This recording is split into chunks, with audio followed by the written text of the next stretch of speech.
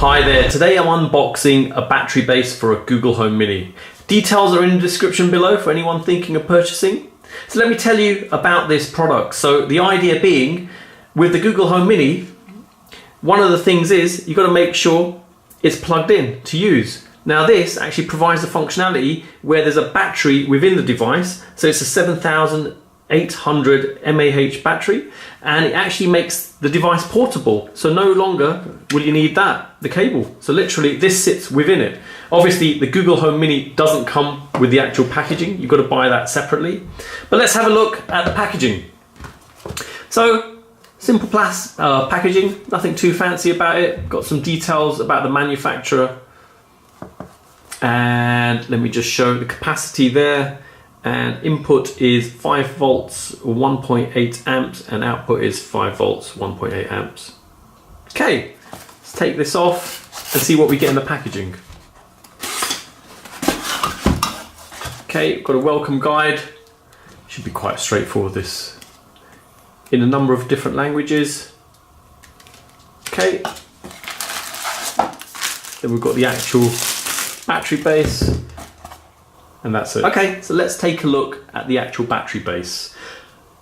In terms of build quality, it's a rubbery finish all the way around. You've got some branding there. If I work my way around, you've got a tag here to sort of hook it onto something. So this clip is made of material, strong material on there. Let me just come in close if I can. Yeah, there you go. It does feel quite tough. If I carry on working around, you've got the charge point for the actual battery base, so you can use the charger that comes with your Google Home Mini. So mine's just here, and it's just a matter of taking it and put it in the right way. So micro USB connector on there. You've got an on point, so you can turn it on or off, and that's it. There's nothing more on there. Let's pull this out again. The top part is flexible, so obviously that gives you that easy ability just to push it in without struggling in any way, and the rest of it is quite firm. Okay, so let's take my Google Home Mini and connect it. So very straightforward. You've got the cable inside, and that's connected here, and there's a bit of a recess there, so it sits in, so it should be flush once you put it in.